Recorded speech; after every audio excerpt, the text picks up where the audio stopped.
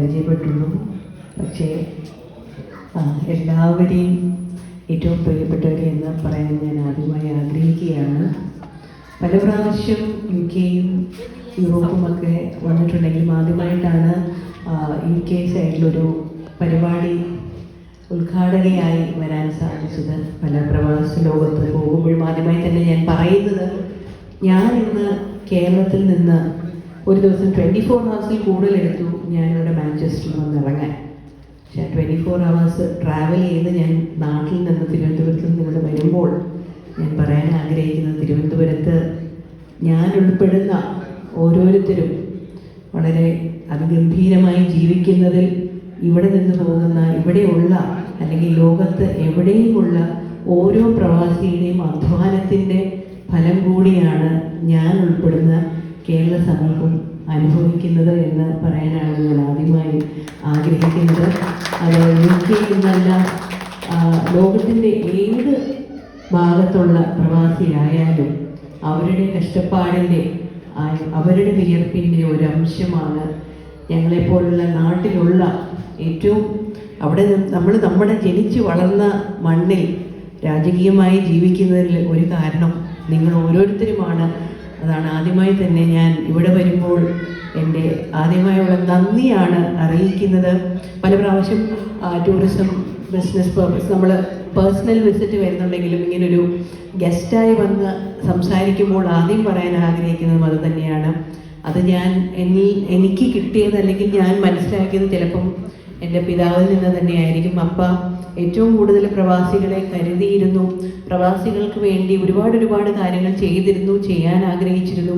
അതിൽ നിന്ന് തന്നെയാകാം ഞാൻ മനസ്സിലാക്കിയിട്ടുള്ളത് നിങ്ങളുടെ അധ്വാനത്തിൻ്റെ ഫലമാണ് ഞാൻ അനുഭവിക്കുന്നത്. ഞാൻ മാത്രമല്ല, കേരളത്തിലുള്ള ഓരോരുത്തരും.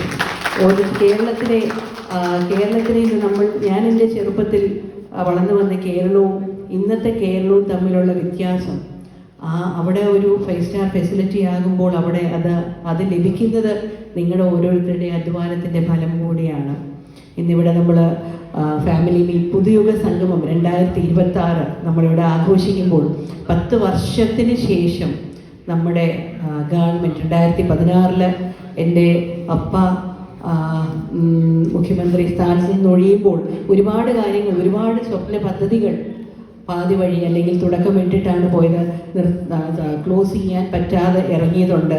പലതും പിന്നെ വന്ന സർക്കാർ അത് ഉദ്ഘാടനം ചെയ്ത് അതിൻ്റെ പിതൃത്വം ഏറ്റെടുത്തെങ്കിലും ഇത് കണ്ടു നിന്ന എല്ലാവർക്കും അതിൻ്റെ യഥാർത്ഥ ചരിത്രം അറിയാവുന്നതാണ്. അതുപോലെ തന്നെ അതിനെ തുടർന്ന് 2026 നമ്മൾ അധികാരത്തിൽ എത്തിക്കഴിയുമ്പോൾ ഇതുപോലെ ഇനി ഒരുപാട് സ്വപ്ന പദ്ധതികൾ, ഒരുപാട് ജനക്ഷേമ പദ്ധതികൾ ഉണ്ടാകട്ടെ എന്ന് ഞാൻ ആഗ്രഹിക്കുകയാണ്, ആശംസിക്കുകയാണ്. ഇത് ഉറപ്പാണ്. കാരണം സാധാരണക്കാരനോട് എന്നും നിന്നിട്ടുള്ളത് UDF സർക്കാരാണ്. കേരളത്തിൽ അല്ലെങ്കിൽ ഇന്ത്യയിൽ അല്ലെങ്കിൽ നമ്മൾ എവിടെ നോക്കിയാലും ഇന്ന് പല ഡെവലപ്മെൻറ്റ്സ് ആയിക്കോട്ടെ, ക്ഷേമ പദ്ധതികളായിക്കോട്ടെ, എസ്പെഷ്യലി കേരളത്തിൽ എൻ്റെ അപ്പയുണ്ടായിരുന്നപ്പോൾ ഒരുപാട് ക്ഷേമ പദ്ധതികൾ, സാധാരണക്കാരനോടൊപ്പം നിൽക്കുന്ന ക്ഷേമ പദ്ധതികൾ അത് തുടർന്നും ഉണ്ടാകും എന്ന് ഞാൻ പറയാൻ ആഗ്രഹിക്കുകയാണ്. അതിന് ഇപ്പം ഉള്ളതുപോലെ, നേരത്തെ പറഞ്ഞതുപോലെ നിങ്ങളുടെ ഓരോ കൈത്താങ്ങും അവിടെയുള്ള ഓരോ സാധാരണക്കാരനും അല്ലെങ്കിൽ അവിടെയുള്ള ഓരോ മലയാളികൾക്കും ഏറ്റവും നല്ല രീതിയിൽ ഉപകരിക്കും എന്നാണ് പറയാൻ ആഗ്രഹിക്കുന്നത്. അതുപോലെ നേരത്തെ ലക്ഷ്മി ചേച്ചി പ്രസംഗത്തിൽ പറഞ്ഞതുപോലെ ഗവൺമെൻറ് ഒരുപാട് പദ്ധതികൾ ഇട്ടിട്ടുണ്ട്. വയോജന ഡിപ്പാർട്ട്മെൻറ്റ് തൂഫാൻ പദ്ധതി. തൂഫാൻ എന്ന് പറയുമ്പോൾ വളരെ, കാരണം അവിടെ ഞാനൊരു സോഷ്യൽ വർക്കറാണ്. ഒരുപാട് ഈ ആൻറ്റി ഡ്രഗ് ക്യാമ്പയിൻസ് അല്ലെങ്കിൽ അങ്ങനത്തെ ഫീൽഡിൽ നാം വർക്ക് ചെയ്യുമ്പോൾ നമ്മൾ വളർന്ന ഇവിടെ എല്ലാവരും നാട്ടിൽ നിന്ന് വന്നവരാണ് എന്ന് ഞാൻ പ്രതീക്ഷിക്കുന്നു. ആ ഒരു കാലഘട്ടമേ അല്ല നമ്മുടെ നാട്ടിലുള്ളത്. അത് അടുത്ത തലമുറ, നമ്മുടെ നെക്സ്റ്റ് ജനറേഷൻ എങ്ങനെയാണ് അവർ ക്യാപ്ചർ ചെയ്യപ്പെടുന്നത് എന്ന് നമുക്ക് അറിയാൻ പറ്റാത്ത ഒരു സാഹചര്യമാണ്. അതിൽ സാധാരണക്കാരനെന്നില്ല, പണക്കാരനെന്നില്ല, പാവപ്പെട്ടവനെന്നില്ല. നല്ല സ്കൂളിൽ വിടുക, ഏറ്റവും ഫീസ് കൂടിയ സ്കൂളിൽ വിട്ടാൽ എൻ്റെ കുഞ്ഞ് രക്ഷപ്പെടും, അങ്ങനെയൊന്നുമില്ല. സർക്കാർ സ്കൂളിൽ പോയാൽ ഒരു വ്യത്യാസവും ഒരു വിവേചനവും അവിടെ നമുക്ക് കാണാൻ സാധിക്കില്ല. കുഞ്ഞുങ്ങൾ ആൺ പെൺ ഭേദമില്ല. ഈ കുഞ്ഞുങ്ങൾ എങ്ങനെ പിടിക്കപ്പെടുന്നു എന്ന് നമുക്ക് അറിയാൻ പറ്റാത്തൊരു സാഹചര്യമാണ്.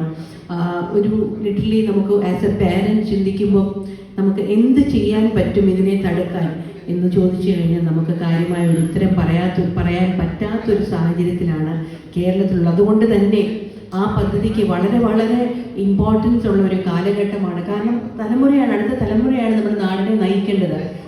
അവരാണ് നമ്മുടെ നാടിൻ്റെ സ്റ്റിയറിംഗ് പിടിക്കേണ്ട വ്യക്തികൾ. പക്ഷേ ആ തലമുറയെ അടിത്തട്ടിൽ തന്നെ മുറിച്ചു മാറ്റുന്ന ഒരവസ്ഥയാണ് നമ്മുടെ നാട്ടിലുള്ളത്.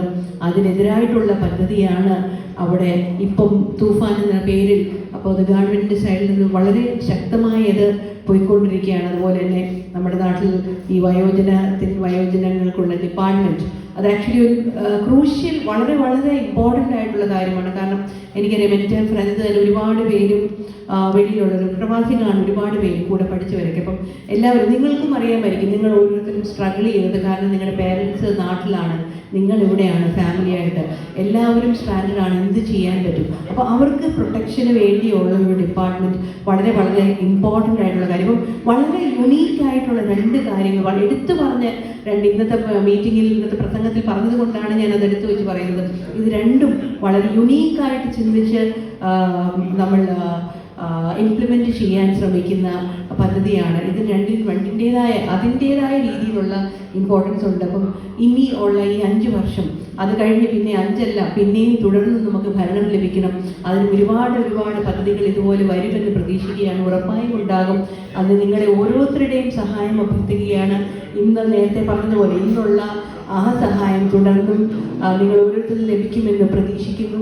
എല്ലാവർക്കും ഇവിടെ വന്ന എല്ലാവരും ഈ തന്ന ഊഷ്മളമായ ഈ സ്വാഗതത്തിന്, ഈ സ്നേഹത്തിന്, എനിക്കറിയാം കേരളത്തിൽ കഴിഞ്ഞ ഇലക്ഷന് എനിക്ക് 72 മണ്ഡലങ്ങളിൽ പോകാൻ സാധിച്ചു. അത് വളരെ വളരെ ഭയങ്കര ഒരു എക്സ്പീരിയൻസ് ആയിരുന്നു. എന്ന് വെച്ചാൽ ഓരോ സ്ഥലത്ത് ചെല്ലുമ്പോഴും ഒരിക്കലും അറിയാവുന്നതിനായിട്ടല്ല, ഉമ്മൻചാണ്ടിയുടെ മകളായിട്ടാണ് എല്ലാവരും എന്നെ ഓരോ മണ്ഡലത്തിലും സ്വീകരിച്ചത്. അപ്പം അതൊരു വലിയൊരു എക്സ്പീരിയൻസ് ആണ്. അതുപോലെ തന്നെ ഗൾഫിൽ പ്രവാസി ലോകത്ത് എവിടെ പോലും ഒരുപാട് ഗൾഫ് കൺട്രീസിൽ ഞാൻ ഗസ്റ്റായിട്ട് പോയിട്ടുണ്ട്. നേരത്തെ പറഞ്ഞതുപോലെ ട്രാവൽ അല്ലാതെ ഗസ്റ്റായിട്ട് ഗൾഫിൽ ഒരുപാട് പോയിട്ടുണ്ട്. ഇവിടെ എല്ലായിടത്തും ചെല്ലുമ്പോൾ ലഭിക്കുന്ന സ്വീകാര്യത, സ്നേഹം എന്ന് പറയുന്നത് ഉമ്മൻചാണ്ടിയുടെ മകൾ എന്നുള്ള ലേബൽ തന്നെയാണ്. ആ ഒരു ലേബൽ എനിക്കറിയാം പ്രവാസികൾ ആയ ഓരോ വ്യക്തികളും അവർക്ക് ലഭിച്ച, എനിക്ക് കോവിഡ് കാലഘട്ടത്തിലാണ് പ്രവാസികളുമായി അപ്പോൾ ആദ്യമായിട്ട് ഞാൻ ജീവിതത്തിൽ വീട്ടിലിരിക്കുന്ന കാണുന്നത് കോവിഡ് കാലഘട്ടത്തിലായിരുന്നു. ഫുൾ ടൈം അപ്പോൾ സ്ട്രാൻഡേർഡ് ആയിപ്പോയി, ഒന്നും ചെയ്യാൻ പറ്റാത്ത അവസ്ഥയായിപ്പോയി. അപ്പോൾ ഒരുമാതിരി വെള്ളത്തിൻ്റെ വെളിയിലിട്ട മീൻ പോലുള്ളൊരവസ്ഥയായിരുന്നു. ഒരു ദിവസം രാവിലെ എന്നോട് പറഞ്ഞു, ഞാനായിരുന്നു സോഷ്യൽ മീഡിയ നോക്കിക്കൊണ്ടിരുന്നത്, മോളൊരു ഫേസ്ബുക്കിൽ ഒരു പോസ്റ്റ് ഇടാൻ പറഞ്ഞു. ഞാൻ ഇന്ന നമ്പറിൽ അവൈലബിൾ ആണ് എന്ന് പോസ്റ്റ് ഇടാൻ പറഞ്ഞു.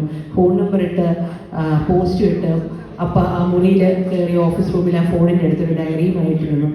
അവിടെ ഇരുന്നപ്പോൾ തൊട്ട് ആ പോസ്റ്റ് ഇട്ടപ്പോൾ തൊട്ട് പിന്നെ ഫോൺ നിന്നിട്ടില്ല.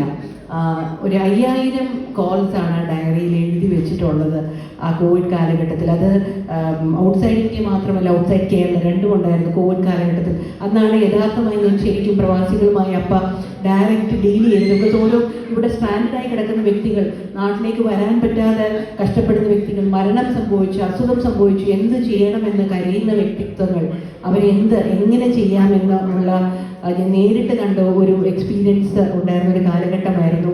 അപ്പം അതുപോലെ ഞാൻ അപ്പോഴാണ് ഞാൻ നേരിട്ട് അങ്ങനെ പ്രവർത്തിക്കുന്നത് കണ്ടിട്ടുള്ളത്.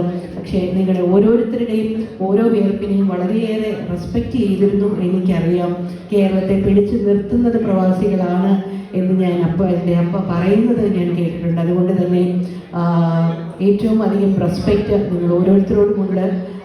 ഇവിടെ വന്ന ഈ പരിപാടി ഉദ്ഘാടനം ചെയ്യുന്നതിന് എന്നെ ക്ഷണിച്ച ചേച്ചിയോടുള്ള നന്ദി അറിയിക്കുകയാണ്. ഞാൻ പറഞ്ഞല്ലോ, ആദ്യമായാണ് UK വന്നൊരു പരിപാടി ഉദ്ഘാടനം ചെയ്യാൻ സാധിച്ചത്. ഇതിൻ്റെ ഓരോ ഭാരവാഹികളോടും ഇന്നലെ ഞാൻ കുറച്ച് ഡിലേഡായിട്ടാണ് വന്നെങ്കിലും എൻ്റെ റൂമിൽ ഇവരും എല്ലാവരും വന്ന് എന്നെ സ്വീകരിക്കാൻ കുറേ നേരം എയർപോർട്ടിൽ വന്ന് നിന്നും എന്നെ റൂമിൽ കൊണ്ടാക്കി. എല്ലാവരോടും നല്ല 1 ഡേ ട്രിപ്പ് കഴിഞ്ഞ് നല്ല കഞ്ഞി പയറുമൊക്കെ വിളിച്ചാൽ വീട്ടിൽ പോയി കഴിച്ചു.